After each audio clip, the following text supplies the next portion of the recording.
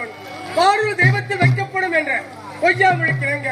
ஏழ்மையில் நேர்மை, கோபத்தில் பொறுமை, தோல்வியில் விடாமுயற்சி, தரித்திரத்தில் பரவரம், செல்வத்தில் எளிமை, பதவியிலும் பணிவு, துன்பத்தில் திருவு, இவை அனைத்து உடைய வேண்டும். அதாவது மணிவெளி நாட்டில் மணிமாற மன்னனுக்கு மகனாக பிறந்து உத்தமன் உத்தமன் உத்தமன் என்று பெயர் பெற்று சிறப்போடு வாழ்வர். இருந்தாலும் அயல்நாடு சென்று பட்டப்படிப்பெல்லாம் முடித்துவிட்டு தாயம் திரும்பிக் கொண்டிருக்கு. சென்று தந்தை கடவுள் அப்பா